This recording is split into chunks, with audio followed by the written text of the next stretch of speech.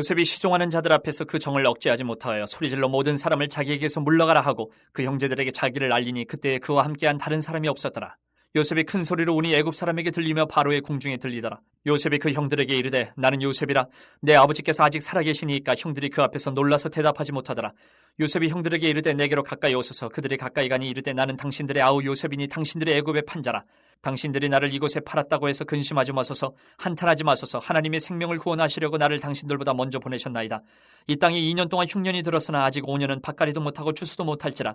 하나님이 큰 구원으로 당신들의 생명을 보존하고 당신들의 후손을 세상에 두시려고 나를 당신들보다 먼저 보내셨나니 그런즉 나를 이리로 보낸 이는 당신들이 아니요 하나님이시라. 하나님이 나를 바로에게 아버지로 삼으시고 그 온 집의 주로 삼으시며 애굽 온 땅의 통치자로 삼으셨나이다. 당신들은 속히 아버지께로 올라가서 아뢰기를 아버지의 아들 요셉의 말에 하나님이 나를 애굽 전국의 주로 세우셨으니 지체 말고 내게로 내려오사 아버지의 아들들과 아버지의 손자들과 아버지의 양과 소와 모든 소유가 고센 땅에 머물며 나와 가깝게 하소서.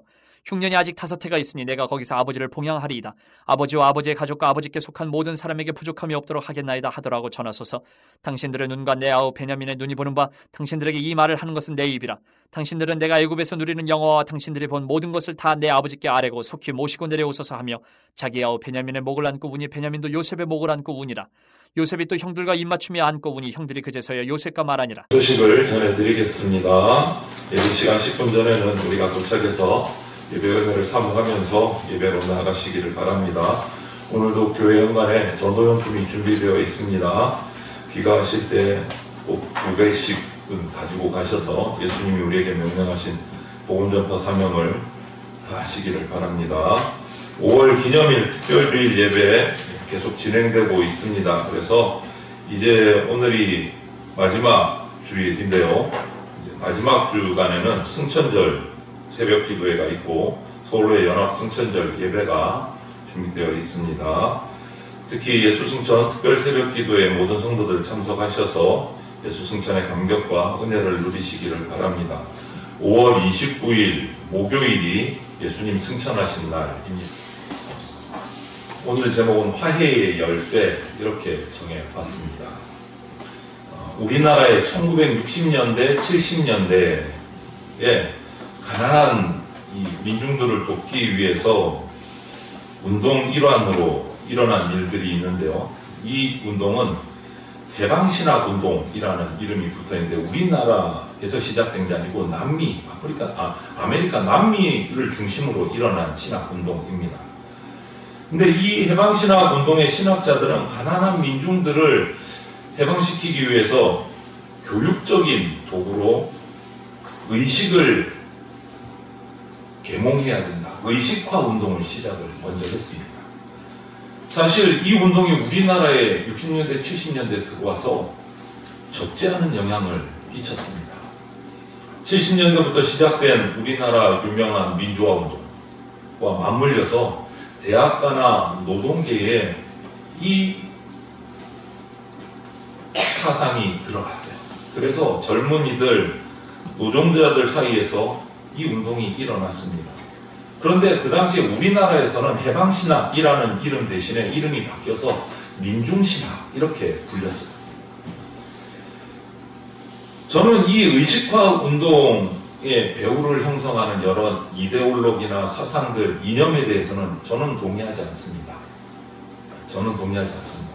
하지만 사회가 변화되는 데 있어서 우리 사람의 의식이 먼저 깨어야 된다, 변화되어야 된다 라고 하는 이 초점만큼은 중요하다라고 생각을 합니다. 그 변화시키는 도구를 무엇으로 하느냐에 따라서 큰 차이가 있는데 저는 우리나라에 들어왔던 민중신학은 동의하지 않습니다.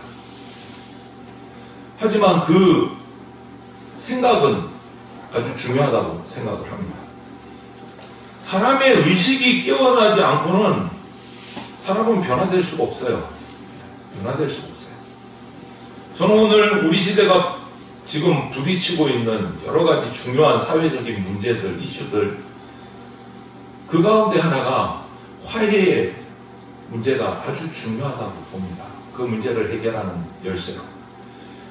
우리 민족의 문제를 들여다보면 쉽게 풀릴 것 같지 않는 남북, 맨날 좋은 말은 하잖아요. 남북 화해 뭐 하는데 이거 정말 큰 우리나라, 우리 민족의 제일 큰 첫 번째 문제인데, 이거 역시도 화해가 열쇠예요. 화해가. 우리나라의 정치도 마찬가지, 경제도 마찬가지, 각 분야마다 화해가 잘 안 되는 것 같아요. 화해가. 그래서 오늘 본문 창세기 45장을 우리가 나눠 읽었는데요, 요셉과 그의 형들 사이에서 화해의 장면이 이 본문입니다. 화해의 장면.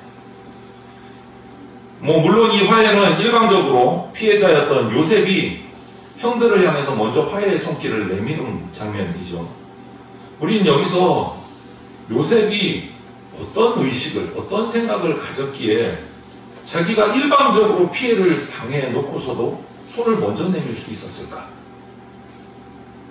그것을 우리가 궁금해 하셔야 됩니다. 와, 요셉은 좋은 사람이니까 단순하게 생각하지 마시고, 도대체 요셉은 어떤 생각, 어떤 의식을 가졌길래 먼저 손을 내밀 수 있었을까? 저는 인간 요셉을 붙들고 있었던 이런 의식이야말로 화해의 열쇠라고 생각을 합니다. 오늘 그것을 우리가 살펴보려고 합니다. 우리 시대에도 이런 요셉과 같은 화해의 의식이 필요한데, 그 의식 개조가 우리 가운데 일어나야 되는데 참 어려운 것 같아요. 그런데 이 의식 개혁이 일어나지 않으면 화해를 할 수가 없어요. 할 수가 없어요. 그러면 도대체 어떤 의식이 있어야 우리를 괴롭히는 이 땅의 이 수많은 불화의 이슈들, 갈등의 이슈들을 해결하고 진짜 평화를 찾아낼 수 있을까? 우리는 그것을 궁금해하면서 오늘 본문을 들여다보고 요셉을 지배하고 있었던 그 화해의 의식이 무엇인지를 찾아보려고 합니다. 3가지 정도로 제가 이렇게 찾아봤습니다. 첫 번째는 긍휼의 의식이에요. 긍휼의 의식. 여러분, 긍휼의 반대가 뭐죠? 긍휼의 반대말이 뭘까요? 긍휼의 반대, 저주, 심판, 이런 거예요. 저주, 심판. 긍휼이라는 게 뭡니까? 저주받아 마땅한, 혹은 심판받아 마땅한 대상을 향해서 오히려 사랑을 베푸는 게 긍휼이잖아요. 앞에서도 언급했습니다만 성경은요, 원수 갚는 것 절대 금하고 있습니다. 성경이 우리에게 원수 갚는 것을 금하는 가장 큰 이유는 그것을 해서 원수를 갚아서 문제가 해결이 안 됐기 때문에 금하신 거예요. 복수는 또 복수를 낳고 복수에 복수를 계속 꼬리를 물고 보복이 일어나요. 해결이 안 됩니다. 그래서 로마서 12장에서 바울 사도는 원수 갚는 것이 하나님께 있다고 되어 있어요. 하나님께 있다. 원수 갚는 것은 내게 있으니 하나님이 그렇게 말씀하셨어요. 하나님 한 분만이 홀로 심판자이십니다. 우리는 심판할 수 없어요. 그 누구도. 똑같은 죄인인데. 그래서 우리가 이 심판을 극복하기 위해서 가져야 할 의식이 바로 첫 번째, 요셉이 가졌던 긍휼의 의식이에요. 긍휼. 심판받아 마땅하고 매맞아 마땅하지만 사랑을 베푼다. 다시 말해서 긍휼은요, 불쌍히 여기는 마음이에요. 불쌍히 여기는 마음. 그가 불쌍해서 불쌍한 게 아니고 벌받아서 마땅하고 저주받아 마땅하지만 불쌍히 여기는 거예요. 그게 긍휼이에요. 우리가 이 성도로서 긍휼의 의식을 가져야 될 가장 중요한 이유는 저와 여러분이 우리 삶의 근거로 붙들고 믿고 있는 하나님이 바로 긍휼의 하나님이시기 때문입니다. 성경은 하나님이 긍휼이 풍성하신 하나님이다 이렇게 가르쳐요. 긍휼이 풍성하신 하나님이 우리를 사랑하신 즉 그 큰 사랑을 인하여 긍휼의 하나님, 우리가 믿고 따르는 하나님이 긍휼의 하나님이에요. 에베소서 2장 3절을 보면 우리는 본질상 진노의 자녀였다 이렇게 말하고 있어요. 진노받은 자녀예요. 죄로 죽을 수밖에 없는 사람들이에요. 저와 여러분은. 그런데 하나님이 우리를 긍휼히 여기셨다. 하나님의 긍휼하심이 아니면 우리는 이 자리에 앉아 있을 수 없습니다. 구원받을 수가 없어요. 진노받아 마땅한 우리를 사랑으로 감싸주시고 구원해주십니다. 그게 긍휼이에요. 그 은혜 덕분에 지금 우리가 이 자리에 앉아서 예배드리고 구원받은 자로 찬양하는 겁니다. 본문에 나타난 요셉을 한번 생각해 보세요. 형제들에게 엄청난 상처를 받았습니다. 형제들이 자기를 팔았어요. 종으로, 노예로. 인생을 완전히 지워버린 거예요. 그런데 그 요셉 마음에는요, 오고, 저주, 분노가 아니고 긍휼의 샘이 마르지 않고 있었어요. 어떻게 이럴 수 있었을까? 요셉이 시종하는 자들 앞에서 그 정을 억제하지 못하고 소리질러 모든 사람을 자기에게서 물러가라 하고 그 형제들에게 자기를 알리니 그때에 그와 함께한 다른 사람이 없었더라. 드디어 요셉이, 애굽의 총리가 된 요셉이 자신의 신분을 숨기고 있다가 형제들에게 드디어 알렸어요. 내가 요셉입니다. 내가 요셉입니다. 자기를 사지로 몰고 간 형제들, 얼마나 분노가 가득 차 있겠습니까? 얼마나 복수하고 싶었을까요? 이제는 충분히 복수하고도 남을 권력자가 됐어요. 자기 마음대로 손가락 하나 까딱하면 형제들을 그냥 엉망을 만들 수 있어요. 그런데 오늘 본문을 보면 이 요셉은요, 형제들을 향한 사랑의 정이, 사랑의 마음이 그대로 남아있어요. 마르지 않고. 이 사랑할 수 있는 에너지가, 용서할 수 있는 에너지가 아직 요셉 안에 그대로 남아있어요. 요셉이 큰 소리로 우니 애굽 사람에게 들리며 바로의 궁중에 들리로다. 형제들을 만나서 기뻐하고 통곡하는 모습을 보는 거예요. 자기를 사지로 몰아오는 형제들을 이렇게 기뻐할 수 있을까? 여러분 어떠세요? 여러분이 요셉의 자리에 있다면 이러실 수 있을까요?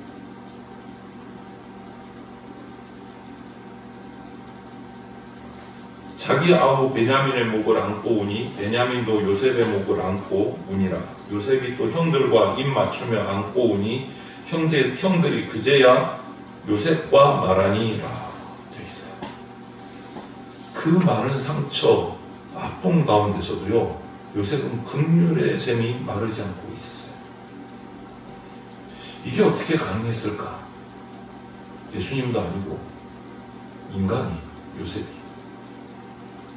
저는 이 원인이, 이 이유가 요셉이 긍휼의 하나님과 날마다 교통하면서 살았기 때문이라고 생각을 합니다. 여러분, 우리가 사람을 바라보면 속된 말로 열받는 거 당연합니다. 마음에 안 들죠, 사람마다. 자신의 자녀도 마음에 안 들 때가 있는데 타인은 오직하겠습니다. 환경을 바라보면 항상 답답하고 부족하고 안타까울 때가 많죠. 긍휼, 이거 생각이 안 들어요. 그런데 오늘 요셉의 시선은요, 형제들, 나를 판 형제들에게 가 있는 것이 아니고 늘 하나님께 있었어요. 늘 하나님께.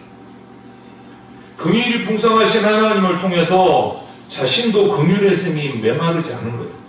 그래서 어느 날 갑자기 다가온 형제들을 끌어안을 수 있었던 겁니다.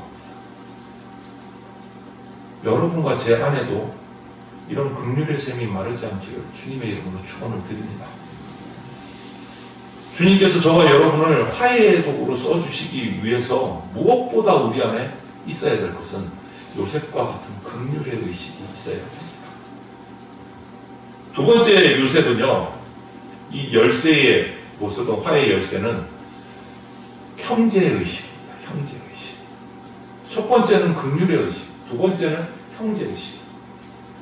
요셉이 그 형들에게 이르되 나는 요셉이라. 요셉이 형들에게 이르되 내게로 가까이 오소서. 그들이 가까이 가니 이르되 나는 당신들의 아우 요셉이니 당신들이 애굽의 판자라. 여러분, 당신들이 애굽의 판자라, 이 말을 형제들이 들었어요. 마음이 어떨까요? 당신들이 애굽의 판자라. 가슴에 막 쿵 떨어지지 않겠습니까? 아직도 기억하고 있구나. 드디어 칼을 갈았구나. 퉁덕퉁덕 했을 거예요. 이 말을. 이 순간 또 요셉 입장에서도 봐도 당연히 복수의 칼을 갈아야지. 인간적인 생각은 그게 맞는 것 같아요. 그런데 요셉은요, 그 형들을 원수로 생각하지 않았어요. 오늘 이 표현을 잘 보셔야 돼요. 이 말씀에서. 나는 당신들의 아우 요셉입니다. 이게 그냥 아우래서 아우가 아니에요. 여러분, 형들이 여러분들을 팔았다고 생각을 해보세요. 형들을 형으로 보이겠습니까? 인간적인 관계에서. 노예로 팔아먹었는데. 그런데 요셉은 지금 나는 당신들의 아우 요셉입니다. 아우라고 해요. 아우라고. 여러분, 여기서 우리가 볼 수 있는 것은 우리의 인간관계, 하나님과 우리의 관계뿐만 아니라 우리의 인간관계가 회복되기 위해서는요, 우리의 언어 자체가 바뀌어야 돼요. 언어가. 저는 우리나라가 뭐 IT 강국이다 이런 말들을 사회에서 많이 하는데, 인터넷이 보편화되고 너무 그냥 놀고 있는 청소년들을 보면서 우리 문화에 끼치는 이 역기능적인 요소가 있다. 그게 뭐냐? 언어폭력입니다. 이름을 밝히지 않아도 되는 그 익명성 뒤에 숨어서 서로 또 얼굴을 대면하지 않는다는 그 사실 때문에 마음에 내키는 대로 쏟아나요. 마음대로 욕합니다. 근거 없이 욕을 해요. 가짜뉴스가 판을 쳐요. 어느 분이 그러더라고요. 유튜브에 나오는 소식이 90%는 가짜다. 이렇게 말했습니다. 90%는 가짜다. 여러분, 저주와 욕설이 난무하는 우리 언어부터 바뀌어야 됩니다. 어떤 사람과 화해하기를 원한다면 그 사람에게 내가 사용하는 언어부터 달라져야 돼요. 오늘 요셉은 아우 요셉입니다. 자기를 그렇게 얘기합니다. 형들의 아우 요셉. 누가복음 15장을 보면 탕자 비유가 나옵니다. 탕자 이야기가 나와요. 아버지 재산을 먼저 받아가지고 떠나서 탕진을 한 둘째 아들이 나중에 고생하다가 집으로 돌아왔습니다.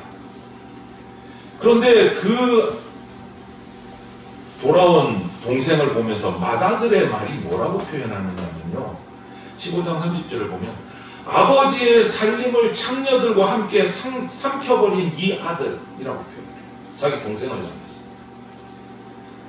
정확하게는 뭡니까? 아버지 재산을 창녀와 함께 삼켜버린 당신의 자식, 이렇게 표현합니다. 자기 동생을. 동생이라는 단어를 안 써요. 동생이라는 단어. 그런데 그 비유에서 뒤에 가서 15장 32절 마지막 구절을 보면 아버지는 그 형에게 이렇게 표현을 합니다. 이 내 동생은 죽었다가 살아났으며 잃었다가 얻었기로. 아버지는 뭐라고 표현합니까? 너의 동생이라고 표현합니다. 여러분, 남북화에도 이런 형제의식부터, 우리 사회의 갈등도 이런 형제의식부터 시작돼요. 내 언어가 바뀌어야 돼요. 네.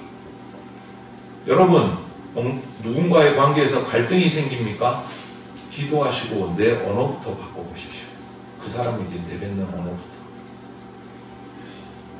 우리나라 옛날 이야기 가운데 형제를 다룬 이야기가 있습니다. 다들 들어보셨을 거예요. 가을 추수가 끝나서 형이 추수를 잘 했습니다. 그런데 갑자기 생각이 듭니다. 얼마 전에 장가든 동생을 생각하면서 이제 가족도 생겼고 힘들겠구나. 그래서 밤중에 동생 몰래 자기가 추수한 볕단을 동생 집에 볕단에다가 갖다가 쌓아놨어요. 이튿날 동생이 끼어보니까 자기 볕단이 너무 많은 것 같아요. 형보다 더 많은 것 같아요. 그래서 또 생각을 합니다. 형은 나보다, 나는 이제 신혼부부고 형은 자녀들도 있고 나보다 더 많이 필요할 텐데 얼마나 고생하실까. 밤에 또 자기 볕단을 치고 몰래 형의 볕단에다 갖다서 쌓아놓습니다. 이렇게 서로 며칠을 왔다 갔다 하다가 어느 날 밤에 딱 마주쳤어요. 서로 갖다 놓으려고 볕단 지고 가다가 마주친. 서로 끌어안고 눈물을 흘리고 기뻐하는 이야기. 우리 여기 옛날 이야기예요. 얼마나 아름다운 형제 이야기입니까? 더군다나 우리는 예수 그리스도를 믿는 그리스도인입니다. 그렇다면 우리는 그리스도 안에서 형제의식이 얼마나 중요할까요? 지체의식이 얼마나 중요합니까? 저는 그리스도인들 간의 교회 공동체 안에서의 이런 형제의식 당연히 중요하고요. 믿지 않는 사람을 향해서도 우리는 형제의식이 있어야 한다고 생각합니다. 왜요? 지금은 그 영혼이 믿지 않지만, 지금은 그들이 하나님 모르지만, 그들이 하나님이 정하고 구원받을 때가 돼서 복음 받아들이고 예수님을 믿으면 장차 하나님을 아버지라고 부를 영혼들이다. 앞으로 내 형제자매가 될 존재들이다. 그 소망과 가능성을 가지고 믿지 않는 사람들에게 우리는 나아가야 돼요. 그 마음을 가지고 나아가야 돼요. 형제의식을 가지고. 요셉이 바로 이런 형제의식을 가지고 있었기 때문에 그 오랜 세월의 상처에도 불구하고 형들을 다시 품을 수 있었던 거예요. 바로 요셉입니다. 형제의식이에요. 형제의식. 화해의 두 번째 열쇠는 형제의식. 세 번째 열쇠는 섭리의식이에요. 섭리의식인데 본문을 자세히 살펴보면 5절, 7절, 8절에 가장 중요한 단어가 있어요. 여러분 이 말씀을 읽으시면서 뭐가 가장 중요한가 한번 잘 살펴보십시오. 당신들이 나를 이곳에 팔았다고 해서 근심하지 마소서, 한탄하지 마소서. 하나님이 생명을 구원하시려고 나를 당신들보다 먼저 보내셨나이다. 하나님이 큰 구원으로 당신들의 생명을 보존하고 당신들의 후손을 세상에 두시려고 나를 당신들보다 먼저 보내셨나이다. 뭐가 중요한지 잘 살피셨습니까? 한 절 더 읽을 겁니다. 뭐가 제일 중요한 거 보십시오. 한 절 더 볼게요. 그런즉 나를 이리로 보낸 이는 당신들이 아니요 하나님이시라. 하나님이 나를 바로에게 아버지로 삼으시고 그 온 집의 주로 삼으시며 애굽 온 땅의 통치자로 삼으셨나이다. 이 세 절 가운데 뭐가 핵심일 것 같습니까, 여러분? 한번 말씀해 보세요. 뭐가 핵심일 것 같아요? 예? 정답. 우리 모범생 성도님들 너무 사랑합니다. 하나님이에요. 하나님이. 뭐죠? 내가 한 일이 아니고 하나님이 하셨습니다. 내가 한 거 아니고 하나님이 하셨습니다. 당신들이 나를 팔아넘겼지만, 나를 죽이려고 시도했지만, 이 모든 일은 형들이 한 것 아니고 하나님이 하신 겁니다. 바로 오늘 이 흉년 때를 하나님이 다 아시고 섭리하셔서 우리 가족들을 살도록 하시려고, 하나님의 백성된 자들을 보존하게 하시려고 하나님이 섭리하신 겁니다. 하나님이 하신 겁니다. 이 얘기예요. 하나님이 하신 겁니다. 이것이 섭리의식이에요. 신학에서는 섭리사관이라고 표현을 해요. 섭리사관. 좀 더 신학적인 용어를 쓰면 구속사적인 관점에서 요셉은 자신의 인생을 바라봤어요. 형들에게 버림받았다고 바라본 게 아니고 하나님이 뭔가 하시려고 나를 이렇게 하셨다라고 바라본 거예요. 하나님의 계획 속에 나를 노예로 팔리게 하셨다. 이렇게 바라본 거예요. 그래서 오늘 이 세 절 말씀에도 뭐가 핵심이라고요? 하나님이 하셨어요. 이렇게 구속사의 관점이란 것은요, 하나님이 이스라엘 백성을 구원하고 보존하셔서 당신의 백성 삼으려고 이 모든 일들을 계획하고 진행하셨다라는 거예요. 우리도 여러분의 인생을, 우리 교회를 그렇게 바라보셔야 돼요.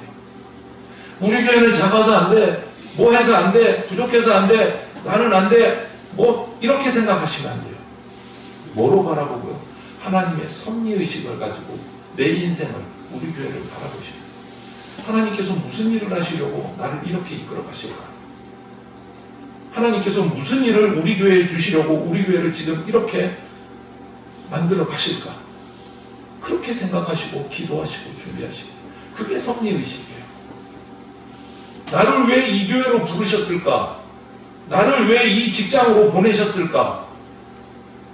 나를 왜 이 가족 가운데 두셨을까? 그렇게 질문하시고 기도하셔야 돼요. 하필이면 이 직장에, 하필이면 이 교회, 이렇게 생각하시면 안 된다. 요셉의 의식이 바로 이런 섭리의식이었어요. 하나님의 관점에서 봤어요. 형들에게 팔린 것도 하나님의 관점에서. 이것이 바로 저와 여러분들 그리스도인의 인생 관점이 되어야 됩니다. 로마서 8장 28절을 한번 보겠습니다. 우리 같이 한번 목소리 내서 읽어볼까요?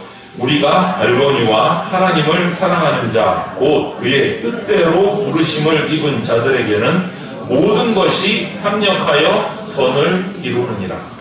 이 모든 것에는요, 좋은 것만 있는 거 아닙니다. 고난도 동반합니다. 요셉과 같은 억울함도 동반합니다. 그런데 하나님의 섭리는 이 모든 것을 다 합력해서 결국은 선을 이루신다. 이것이 요셉이 가지고 있던 섭리의식이에요. 우리가 경험하는 어떤 일도 하나님께서 자신의 선하심을 이루기 위해서 허용하신다는 거예요. 여러분, 우리가 이 요셉과 같은 하나님의 섭리의식을 가지고 살아간다면 그게 무슨 뜻이겠습니까? 하나님, 이 모든 일 하나님이 주관하고 계시죠. 내가 지금 당장은 좀 손해본 것 같고 지금 당장은 좀 고통받는 것 같지만 결국은 하나님께서 이 일이 유익하게 하실 줄로 나는 믿습니다. 이것이 섭리의식이에요. 이것을 기다리면서 나아가는 거예요. 하나님의 선하심을 믿고 그 선하심으로 사람들을 대하고 지체들을 대하고 악한 세상 속에서 억울한 일 또 어려운 일들이 생겨도 나는 선을 베풀면서 살아갑니다. 그것이 바로 오늘 등장한 요셉의 모습이에요. 요셉의 삶이에요. 나중에 우리 요셉 드라마의 이 마지막 부분에서요, 아주 재밌는 한 대목을 발견을 합니다. 이런 말씀이 있어요. 요셉의 형제들이 그들의 아버지가 죽었음을 보고 말하되 요셉이 혹시 우리를 미워하여 우리가 그에게 행한 모든 악을 다 갚지나 아니할까 하고, 이게 뭐냐면 이제 와서 같이 행복하게 살았어요, 애굽에서. 그런데 아버지가 하늘나라 갔습니다. 아버지가 딱 죽고 나니까 형들이 걱정을 하는 거예요.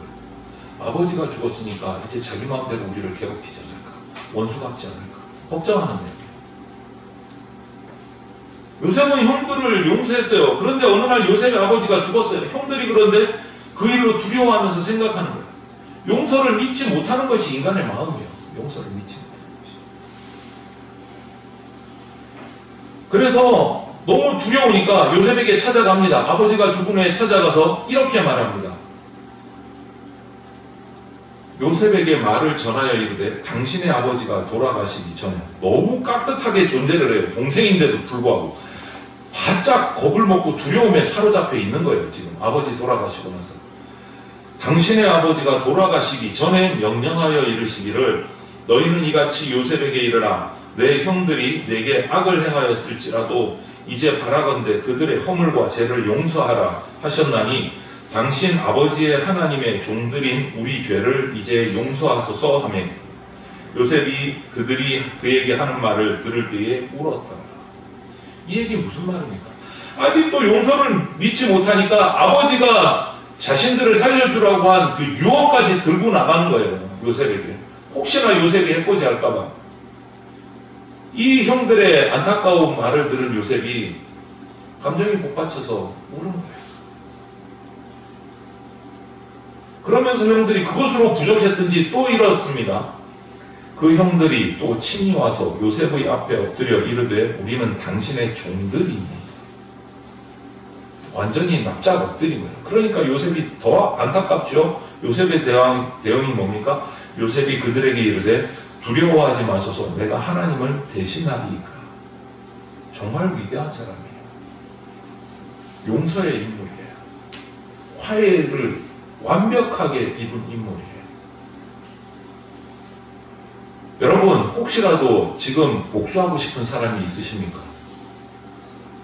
딴 거는 몰라도 이 인간만큼 내가 가만히 안 둬, 이런 사람이 있으십니까? 혹시 마음속에 있으면 말하지 마시고, 지금은 만약에 그런 생각이 있다면 여러분이 하나님이 되고 싶은 거예요. 너무너무 교만하신 거예요.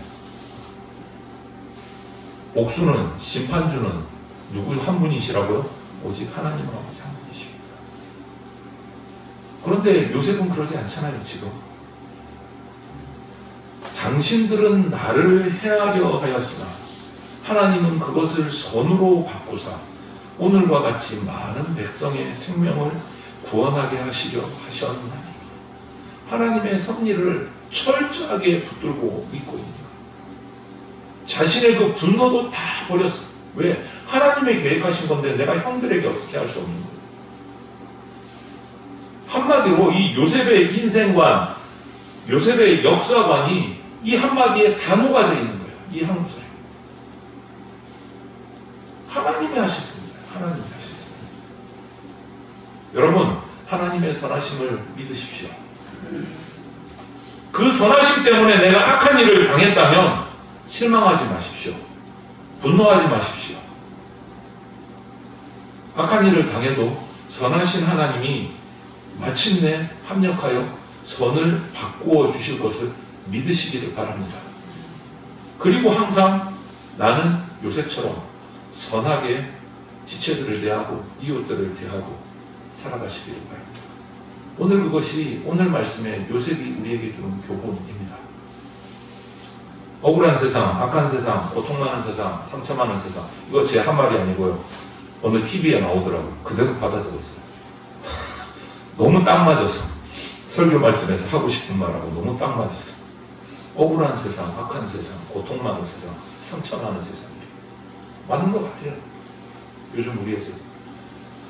그런데 여러분, 이러한 세상 속에서도 화해자로 살아가는 사람들이 저와 여러분들 하나님의 백성들이 돼야 됩니다.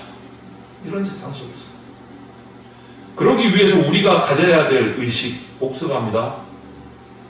긍휼의 의식, 형제 의식, 섭리 의식입니다. 요셉이 가졌던 의식.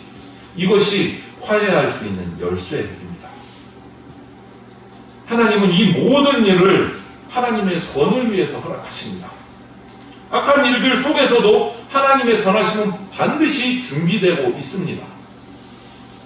그 선하심을 믿고 항상 선하게 사람들을 대하고 베풀며 살아가는 일명 사람들이 볼 때는 바보 같은 인생을 사시기를 바랍니다. 그것이 저와 여러분의 인생이 되기를 주님의 이름으로 축원을 드립니다. 아멘. 함께 기도드리겠습니다. 하나님 아버지, 미움과 상처로 가득 찬 오늘의 세상 한복판에서 여전히 화해의 도구로 살도록 당신의 종들을 부르심을 감사드립니다. 세상 사람들은 그렇게 살면 어떻게 사냐, 바보같이 살지 마라 이야기하지만 오늘 주신 요셉의 말씀처럼 화해의 도구로, 축복의 도구로, 용서의 도구로 살아가는 당신의 아름다운 백성들이 되게 하여 주시옵소서. 날 위해 십자가에 죽으시고 부활하시고 승천하신 예수 그리스도의 이름으로 기도드립니다. 아멘. 주 예수 그리스도의 피 묻은 십자가 은혜와 독생자를 보내주신 하나님 아버지의 그 크신 사랑과 지금 이 순간에도 역사하고 계시는 성령님의 보호 인도하심이 예수 그리스도의 그림자로 우리 앞서 살아간 요셉의 생애를 보면서 긍휼의 의식, 형제의식, 섭리의식을 가지고 억울한 세상, 악한 세상, 상처 많은 세상, 고통 많은 세상 속에서도 화해자로 살아서 하나님의 선하심을 나타내기로 작정하는 대전 장로교회 성도들과 모든 주의 백성들 머리 위에 영원토록 함께 있을지어다. 아멘.